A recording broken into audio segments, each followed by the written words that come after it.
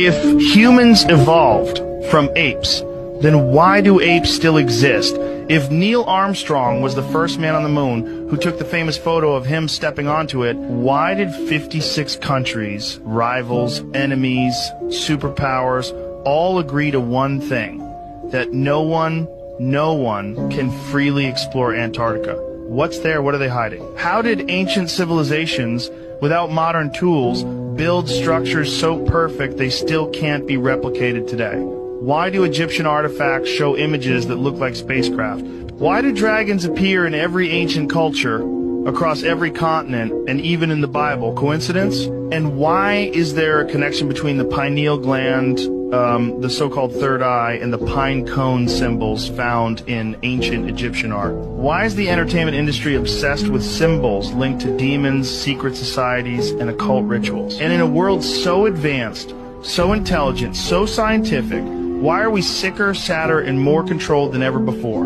Ask yourself, question.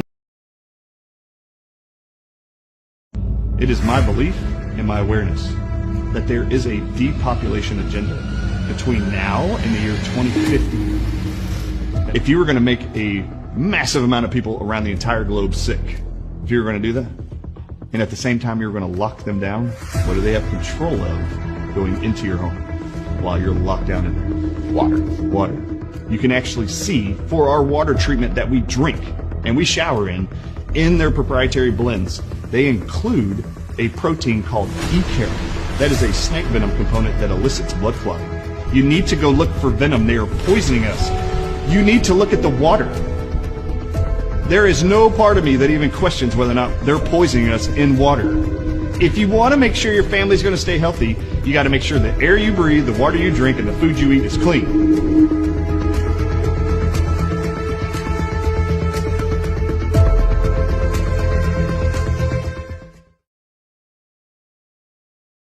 Okay, we have an all-star panel. In-person collaboration is so important for society, for life, for creativity. Against terrorism, in favor of capitalism. At the beginning of the year, we did see some modest transformation movement out of the dollar. And when you look at what's happened with AI, You build connectivity through trust, through relationship, through historic understanding. Gold has always been a reliable source of wealth. We love the dollar, we love the euro. Private credit and real estate, not really feeling the impacts of what we're seeing in the PE cycle today. But one of our biggest changes has been the new investment flow. The most interesting area is in the data center, AI complex. That's leading CEOs to be much more strategically focused. 20, 30 years ago, everybody invested in China, so I did. As a youngster, like 24, 25, I was already messing around with economic wars worldwide. Then you start to work for banks, independent.